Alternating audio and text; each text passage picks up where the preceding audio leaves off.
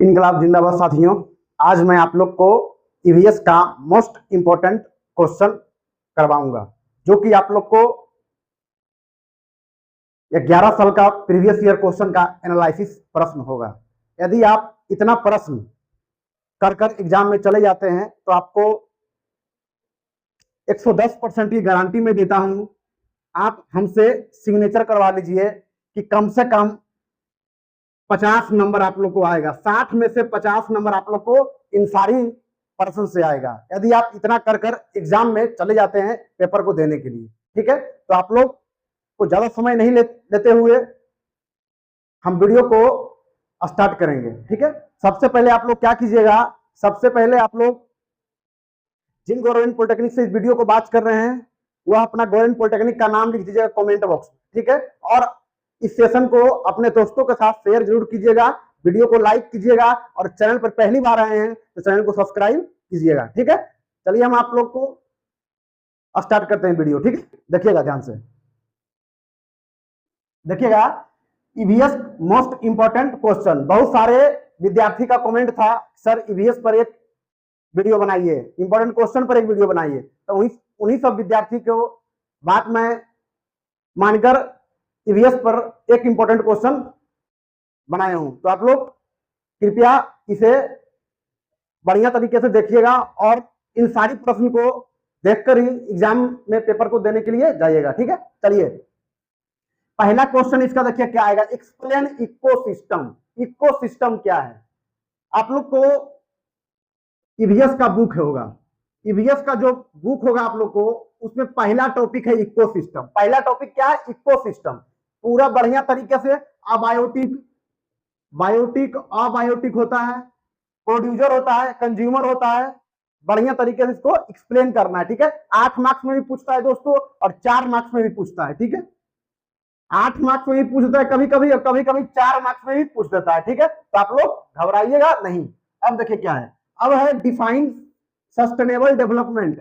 Sustainable development क्या होता है उसके बारे में आप लोग को 4 मार्क्स का क्वेश्चन, जो कि मोस्ट इंपॉर्टेंट प्रश्न है, सेक्शन बी में भी आएगा यह प्रश्न, डिफाइन करके, डिफाइन सस्टेनेबल डेवलपमेंट। तो आप लोग बढ़िया तरीके से लिख दीजिएगा। ठीक है, अब देखिएगा, अब बोल रहा है दोस्तों advantage and disadvantage renewable energy and non renewable energy. Renewable energy को non conventional source of energy भी कहते हैं, ध्यान में रखिएगा। Non conventional source of energy renewable energy को कहते हैं, और नॉन रिन्यूएबल एनर्जी को कन्वेंशनल सोर्स ऑफ एनर्जी कहते हैं। क्या कहते हैं? Conventional source of energy. तो आप लोग को पूछ देगा कि advantage and disadvantage of non conventional source of energy, तो आप लोग रिन्यूएबल एनर्जी ही समझिएगा, रिन्यूएबल एनर्जी ही समझिएगा। और यदि आप लोग को कन्वेंशनल सोर्स ऑफ एनर्जी पूछ देगा तो आप लोग नॉन रिन्यूएबल एनर्जी समझिएगा। कोई दिक्कत नहीं। अब देखिए, देखिएगा ध्यान से, रिन्यूएबल एनर्जी नॉन बोल रहा है, non conventional, non renewable energy conventional, मतलब उल्टा हो रहा है। ठीक है, तो आप लोग कर लीजिएगा इसको। अब देखिए 4 मार्क्स से पूछता है दोस्तों define rain water harvesting. Define rain water harvesting आप लोग को 4 मार्क्स में पूछता है, और क्या कहेगा, कह देगा right short note of rain water harvesting. तो आप लोगों को कम से कम 7 से 8 पॉइंट लिखकर चले आना है। ठीक है, आप लोग को 4 मार्क्स मिल जाएगा। ठीक है, 4 मार्क्स में पूछता है। अब देखिए ध्यान में देखिएगा, अब एक्सप्लेन डिफोरेस्टेशन। 4 मार्क्स में पूछता है राइट शॉर्ट ऑन डिफोरेस्टेशन, नहीं तो कह देगा आप लोग को explain deforestation effect cause and control. Effect मतलब प्रभाव, डिफोरेस्टेशन होगा तो क्या प्रभाव पड़ेगा, इसका कारण क्या है, क्यों डिफोरेस्टेशन हो रहा है, और कंट्रोल, इसे कंट्रोल क्यों किया जाए, कंट्रोल कैसे किया जा सकता है। ठीक है, डिफोरेस्टेशन को हम कैसे बचा सकते हैं, ठीक है, कैसे कंट्रोल कर सकते हैं। ठीक है, तो शॉर्ट नोट भी पूछ सकता है मेरे दोस्तों, और पूछ सकता है राइट 4 कॉजेज ऑफ डिफोरेस्टेशन, या राइट 4 इफेक्ट ऑफ डिफोरेस्टेशन, या right 4 effect control of deforestation. कोई दिक्कत यहां तक? कुछ भी पूछ देगा, आप लोग कर चले आइएगा। ठीक है, अब देखिएगा, अब देखिए, अब पूछ रहा है right short note of E based. E based मतलब इलेक्ट्रॉनिक बेस्ड। एक सेक्शन बी में आप लोग को फुल फॉर्म पूछ सकता है, ई बेस्ड का फुल फॉर्म इलेक्ट्रॉनिक बेस्ड। कोई दिक्कत नहीं। शॉर्ट नोट पूछ सकता है ई बेस्ड के बारे में। ई बेस्ड के बारे में जो भी आप लोग को जानते हैं वो आप लोग लिख कर चले आइएगा, ठीक है। अब देखिएगा, अब 8 मार्क्स का क्वेश्चन, मोस्ट इंपॉर्टेंट क्वेश्चन जो कि पेपर में हर बार आता है दोस्तों, आप लोग ध्यान में रखिएगा। 8 मार्क्स का क्वेश्चन, मोस्ट इंपॉर्टेंट क्वेश्चन, ठीक है, ध्यान में रखिएगा। ट्रॉम का देगा शॉर्ट नोट या define trauma, stress, panic and rumour. Trauma, stress, panic and rumour, 4 marks का क्वेश्चन, मतलब 8 मार्क्स का क्वेश्चन कभी कभी 4 मार्क्स में भी पूछ सकता है दोस्तों। 4 मार्क्स में पूछेगा दोस्तों, तो कैसे पूछेगा, दो दे देगा, शॉर्ट नोट लिख देगा, शॉर्ट नोट ए में ट्रॉम या पैनिक या स्ट्रेस या पैनिक या र्यूमर या पैनिक, कुछ भी दे देगा, 2 दे देगा, ठीक है। एक 2 मार्क्स के और फिर एक 2 मार्क्स के, ऐसे आता है आप लोग को 8 मार्क्स में चारों पूछता है, ठीक है। अब देखिएगा, अब देखिएगा 7वां दोस्तों, explain noise pollution. Noise pollution को एक्सप्लेन करना है, मतलब डिफाइन लिखना है। उसके बाद देखिए क्या कह रहा है, cause, effect and control. Cause मतलब कारण, नॉइज पोल्यूशन का कारण क्या है, इसका प्रभाव क्या पड़ेगा और इसे कंट्रोल कैसे किया जा सकता है, नॉइज पोल्यूशन को कंट्रोल कैसे किया जा सकता है। उसके बाद देखिएगा दोस्तों, explain water pollution, cause, effect and control. समझ गए हैं, कॉज मतलब क्या होता है, कारण क्या है, कॉज पूछ देगा कभी कभी दोस्तों, और कभी कभी दे देगा सोर्स। सोर्स मतलब भी होता है कॉज, सोर्स मतलब ही कॉज होता है। इफेक्ट एंड कंट्रोल, कारण क्या है, प्रभाव क्या पड़ेगा और इसको कंट्रोल कैसे किया जा सकता है, ठीक है। Noise pollution, water pollution, air pollution and last में है, इसमें है सॉइल पोल्यूशन। सॉइल पोल्यूशन, ठीक है। Noise pollution, water pollution, air pollution, soil pollution, सब में आप लोग को 8 मार्क्स में क्वेश्चन पूछता है।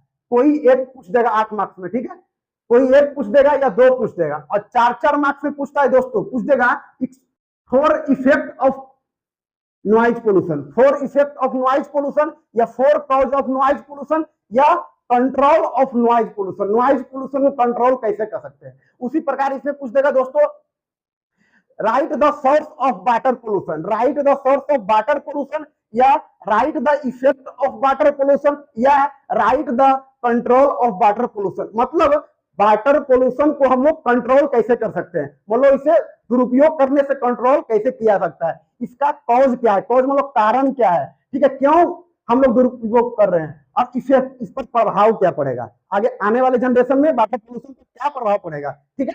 अब देखिएगा, explain air pollution, explain air pollution, cause, source and control. Cause मतलब कारण दोस्तों, सोर्स मतलब ही कारण होता है, कॉज या सोर्स हो जाएगा, और ये एक और पूछ सकता है इफेक्ट, क्या पूछ सकता है, इफेक्ट मतलब प्रभाव क्या है और कंट्रोल कैसे किया जा सकता है, ठीक है। अब देखिए उसी प्रकार soil pollution, cause, effect and control. कोई दिक्कत यहां तक, इन चारों प्रश्न में आप लोग को कोई दिक्कत नहीं हुआ होगा दोस्तों। अब देखिएगा, अब 4 मार्क्स में पूछ सकता है, right source of solid waste. Solid waste का सोर्स मतलब कॉज भी पूछ सकता है दोस्तों, cause and source of solid waste. Solid waste का कारण क्या है, ठीक है। अब देखिएगा, explain global warming, most important question जो कि पेपर में हर बार आता है दोस्तों, ठीक है। ग्लोबल वार्मिंग क्या है and its effect. Global warming पूछेगा, यदि 8 मार्क्स में पूछ देगा दोस्तों, तो कम से कम 6 पॉइंट्स आप लोग ग्लोबल वार्मिंग के बारे में लिखिएगा, और इफेक्ट 8 मार्क्स में पूछ देगा, तो आप लोगों को कम से कम 4 से 5 लिख दीजिएगा, तो आप लोगों को कम से कम 7 नंबर या 8 नंबर मिल जाएगा। 8 नंबर नहीं देगा दोस्तों, यदि 6 पॉइंट्स लिखिएगा और 4 से 5 पॉइंट लिखिएगा तो 8 मार्क्स नहीं देगा दोस्तों, ठीक है। कम से कम 6 से 7 मार्क्स जरूर दे देगा जो कॉपी चेक करेगा, ठीक है। तो आप लोग घबराइएगा नहीं, मिलेगा आप लोग को फुल में फुल मिलेगा, ठीक है। अब देखिएगा, right any 4 effect of acid rain. Acid rain का 4 प्रभाव को लिखिए, 4 इफेक्ट ऑफ एसिड रेन, मतलब 4 को इफेक्ट लिखना है एसिड रेन के बारे में, ठीक है। अब देखिएगा, ओजोन लेयर डिप्लीशन दोस्तों, ozone layer depletion short note पूछ देगा, right the short note of ozone layer depletion, ठीक है, या एक्सप्लेन ओजोन लेयर डिप्लीशन, कुछ भी पूछ सकता है, ठीक है। तो आप लोग ओजोन लेयर के बारे में जो कुछ भी जानते हैं आप लोग लिख दीजिएगा। अब पूछ देगा दोस्तों, define green building. Green building को डिफाइन कीजिए। इफेक्ट मतलब इफेक्ट कितना, यदि 4 मार्क्स में पूछेगा तो 4 पॉइंट ग्रीन बिल्डिंग के बारे में भी लिखना है, और इफेक्ट भी 4 लिखना है, ठीक है। यदि 8 मार्क्स में पूछ लेगा दोस्तों, तो कम से कम 6 से 7 पॉइंट लिखिएगा ग्रीन बिल्डिंग के बारे में और 6 से 7 पॉइंट इफेक्ट लिखिएगा दोस्तों, ठीक है। लेकिन यह 4 मार्क्स का क्वेश्चन है, 4 मार्क्स में ही पूछेगा, ठीक है। इन सारी प्रश्न जो है जो 8 मार्क्स में आता है, इन सारी प्रश्न जो हम बताए आप लोग को यह 8 मार्क्स में आता है, ठीक है। अब देखिएगा दोस्तों, रिसाइकलिंग एंड डिफाइन रिसाइकलिंग या explain recycling and advantage of recycling 4 marks में हर बार आता है दोस्तों। यदि आप लोग को डिफाइन रिसाइकलिंग नहीं पूछा तो पूछ देगा right the 4 advantage of recycling, recycling का 4 एडवांटेज क्या है, ठीक है। तो इन सारी प्रश्न में आप लोग को कोई दिक्कत नहीं हुआ होगा, ठीक है। यदि आप इतना प्रश्न कर कर एग्जाम में चले जाते हैं दोस्तों, तो कम से कम आप लोग को 50 मार्क्स लाने की हमारी गारंटी, ठीक है। तो आप लोग को सेशन बहुत बढ़िया लगा होगा, ठीक है। यदि बढ़िया लगा होगा सेशन, यदि अच्छा लगा होगा आप लोग को सेशन, तो आप लोग क्या कीजिएगा, एक कमेंट कर दीजिएगा, अपना कॉलेज का नाम लिख दीजिएगा, ठीक है। दैट्स ऑल, थैंक यू, धन्यवाद।